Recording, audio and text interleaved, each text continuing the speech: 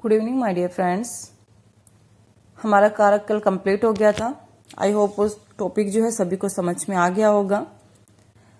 क्रिया क्रिया की परिभाषा क्या होती है? जिस शब्द से किसी कार्य का होना या करना समझा जाए उसे क्रिया कहते हैं। जैसे खाना, पीना, पढ़ना, रहना, सोना, जाना आदि। मतलब जिस शब्द के पीछे ना लगा हुआ है वो क्या है? क्रिया। अब देखिए, जिन शब्दों के पीछे, उन शब्दों को हटा दीजिए ना को, तो आगे वाले जो शब्द बचते हैं ना वो क्या कहलाते हैं? धातु कहलाते हैं। डेफिनेशन आ सकती है धातु किसे कहते हैं? तो क्रिया के मूल रूप को धातु कहते हैं। जैसे अभी मैंने अंडरलाइन किया हुआ है कि खा, पी, पढ़, रह, सो, जा, ये सब क्या है? धातु है। यानी धातु में ना प्रत्यय जोड़कर क्रिया का निर्माण होता है। अब क्रिया के भेद कितने होते हैं?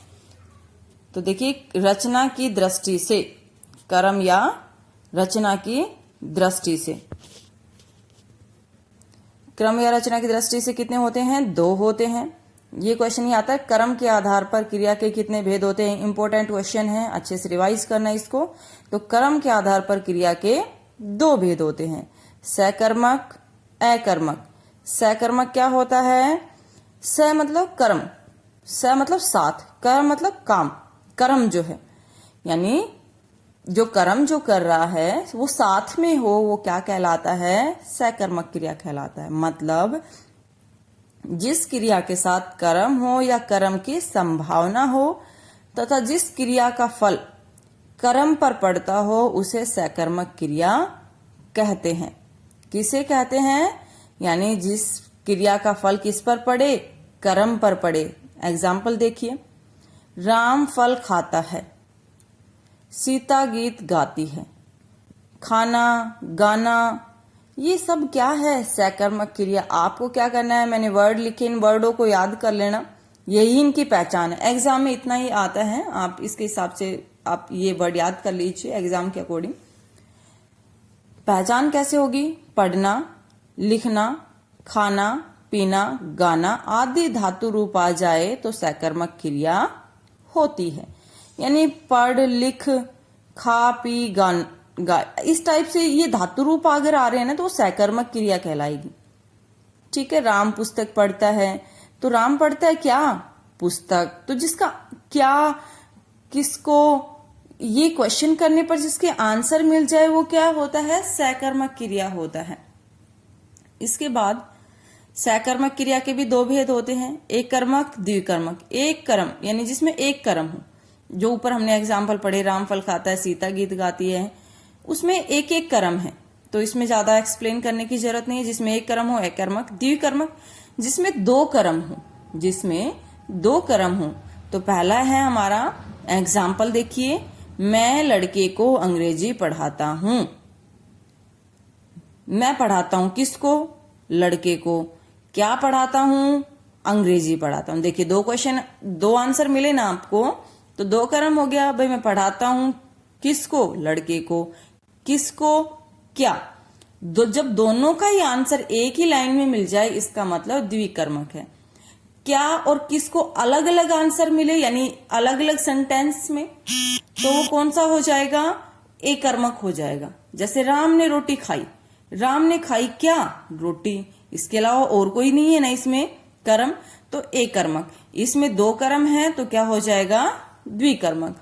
अगर वीडियो पसंद आ रही है तो प्लीज लाइक करें। सेकंड है अकर्मक क्रिया। सकर्मक हमने पढ़ लिया जिसमें कर्म साथ हो। अकर्मक जिसमें कर्म नहीं होता, यानी जिस क्रिया के साथ कर्म नहीं होता उसे क्या कहते हैं? अकर्मक क्रिया कहते हैं। जैसे राधा रोती है। राधा रोती है, किसको रोती है? क्या रोती है? क्या कोई आंसर है? नहीं है। आंसर नहीं है तो ये क्या हो जाएगा? यानी इसमें क्या नहीं है? कर्म नहीं है, तो क्या हो जाएगा? अकर्मक। मोहन हंसता है। अब उसमें जैसे हमने सकर्मक में पढ़ा था ना, जैसे राम पुस्तक पढ़ता है, राम पढ़ता है क्या? पुस्तक। तो क्या का आंसर मिला था ना? जब क्या और किसको आंसर ना मिले तो क्या हो जाएगा, अकर्मक। अब ये वर्ड याद कर लेना अगर डेफिनेशन याद ना रहे। उठना, बैठना, सोना, रोना, क्या हम इसमें कुछ करते हैं?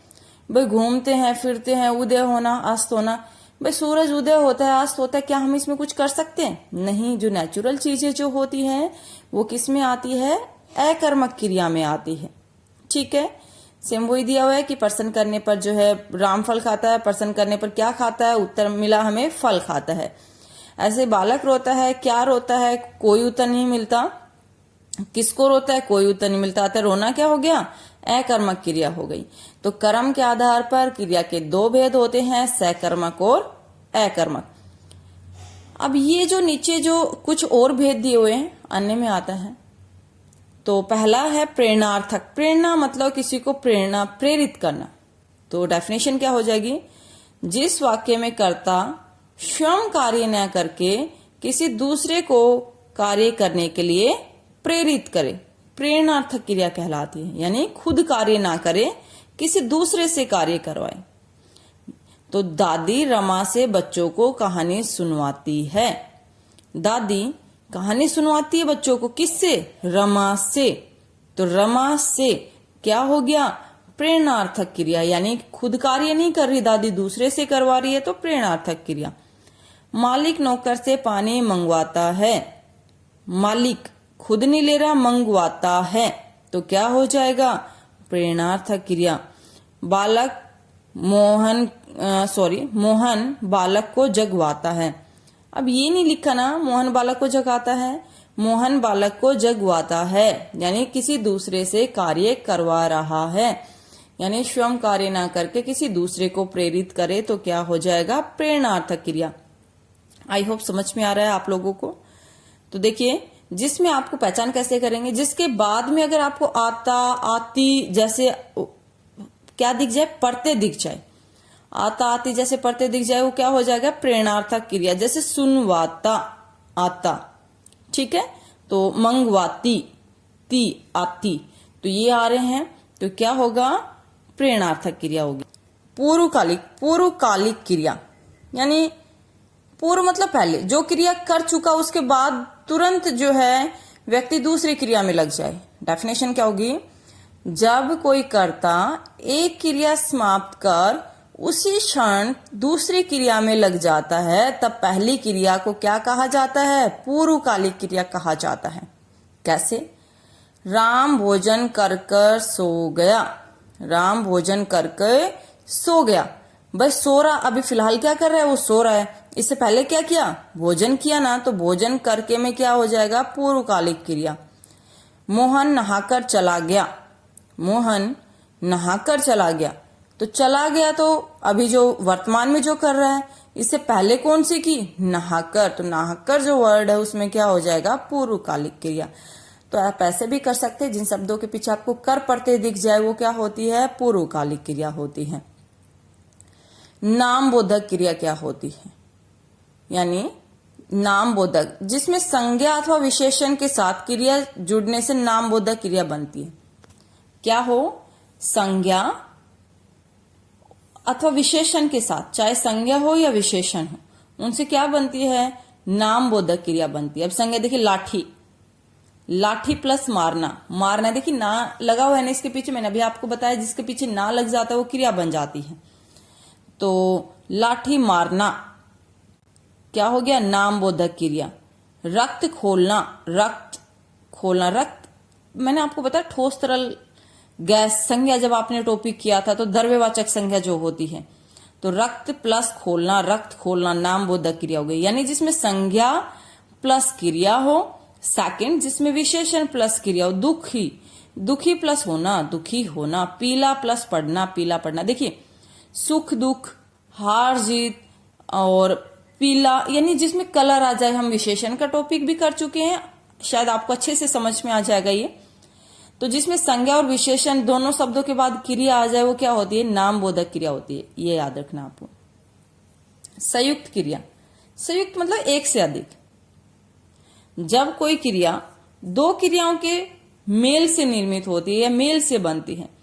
जब कोई क्रिया दो क्रियाओं के संयोग से निर्मित होती है तब उसे संयुक्त क्रिया कहते हैं। जैसे वह पढ़ने लगा, वह पेड़ से कूद पड़ा, मैंने किताब पढ़ ली। अब आपको लग रहा होगा कि इसमें दो दो क्रिया कहां से हो गई। तो देखिए इसमें आपको मूल मतलब कि धातु रूप दिया हुआ है, आपको उसके पीछे ना लगा के देखना है। ना लगा के आपने देखा तो वो क्या बन जाती है, क्रिया बन जाती है। इसका मतलब वो क्या हो जाएगी, पढ़ने के बाद क्या लगा दे, ना, पढ़ना, लगना। तो दो क्रिया हो गई, कूदना, पढ़ना, दोनों दो दो क्रिया हो गई, तो वो क्या कहलाएगी, संयुक्त क्रिया कहलाएगी। क्रियार्थक क्रिया क्या होती है, जब किसी वाक्य को क्रिया संज्ञा की भांति व्यवहार करती है तब उसे क्रियात्मक संज्ञा कहा जाता है, क्रियार्थक। नहाना स्वास्थ्य के लिए लाभप्रद है। टहलना रक्तचाप के नियंत्रण में, जो रक्तचाप जो हमारी होती है उसको नियंत्रण में रखता है। ये क्या कहलाता है, क्रियार्थक संज्ञा कहलाता है। आई होप आपको क्लास पसंद आई है। तो लाइक करें, सभी जो देख रहे हैं वीडियो को सभी लाइक करके जाएं, शेयर करें और मेरे चैनल जीवा ऑनलाइन कोचिंग क्लासेस को सब्सक्राइब करें। Thank you.